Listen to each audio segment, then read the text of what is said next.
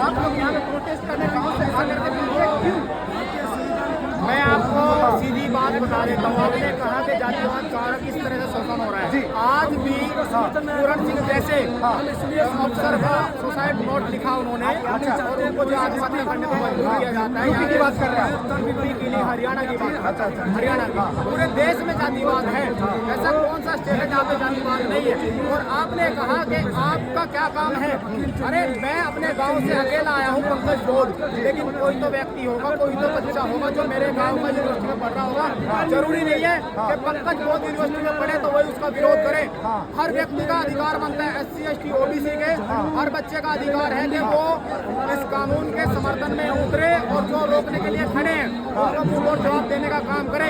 ये अकेले पंकज बोध की लड़ाई नहीं है, ये आने वाली पीढ़ी के लिए लड़ाई है, ताकि आने वाली पीढ़ी में हर बच्चा स्कूल कॉलेज और यूनिवर्सिटी तक पहुंचे और उनको इस जातिवाद का शिकार ना होना पड़े।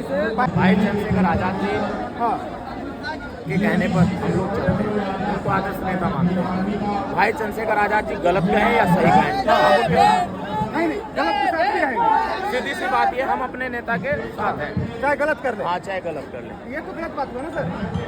देखिए, पहली बात तो मैं आपको बता दूं, हमारे एडवोकेट चंद्रशेखर आजाद जी उस परिवार से आते हैं जिन्होंने शोषण और अत्याचार झेला।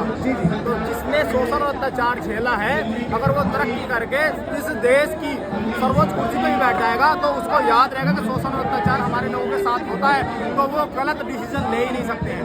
मैं आपको बता दूं, क्योंकि माननीय एडवोकेट चंद्रशेखर आजाद जी ने वो शोषण झेला है छुटमलपुर के कॉलेज में। वो शोषण उन्होंने झेला है सहारनपुर के अंदर, जब उनके ऊपर 3rd डिग्री इस्तेमाल की गई। तो वो ऐसे व्यक्ति हैं, वो ऐसे शख्स हैं जिन्होंने अपने दम पर और इस समाज के दम पर आज ये मुकाम छुआ है, क्योंकि उन्होंने ईमानदारी से लड़ाई लड़ने का काम किया है। और सभी को पता है कि UGC जो कानून था वो छात्र छात्राओं के समर्थन में था, और हमारे लोगों के साथ यूनिवर्सिटियों के अंदर हमारे बच्चों के साथ, हमारी बहन बेटियों के साथ शोषण और अत्याचार होता है। किस टाइप का सिस्टम होता है यूनिवर्सिटी में जातिगत भेदभाव हमारे लोगों के साथ होता है। हमारे जैसे कि रोहित वेमुला भाई, मैंने आपको पहले भी बताया है कि रोहित वेमुला भाई की स्कॉलरशिप रोक दी जाती है, और उनको जो उनका हॉस्टल में जो कमरा था उससे भी बाहर निकाल दिया जाता है, उसके जो कपड़े रात को ही फेंक दिए जाते हैं। तो ये जातिगत भेदभाव नहीं था और क्या है। आज तक किसी सवर्ण जाति के बच्चों का हमें दिखा दो, किसी का हॉस्टल से कपड़े निकाल करके बाहर फेंक दिए और रात को, और उनको स्कॉलरशिप के नाम पर कहीं ऐसे मानसिक संतुलन को बिगाड़ दिया कि वो आत्महत्या कर ले।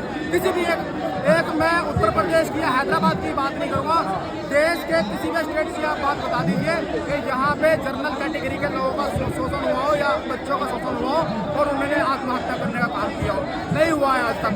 लेकिन जैसे पायल तड़वी बहन है, एक भाई है, मेरे याद नहीं आ रहा, मेघवाल समाज से है, उन्होंने भी ऐसे ही जातिगत भेदभाव के द्वारा अपनी आत्महत्या की, और उन्होंने इस तानाशाही सरकार के साथ और सरकार में बैठे लोग और जो यूनिवर्सिटी के अंदर जो जातिगत भेदभाव होता है उससे आत्महत्या करने का काम किया है। लेकिन ये मैं इसको आत्महत्या नहीं मानता हूँ, ये सरकार के द्वारा उनकी हत्या है, सिस्टम के द्वारा उनकी हत्या है, जो उन्हें आत्महत्या करनी पड़ी। क्या बोलना चाहते हैं?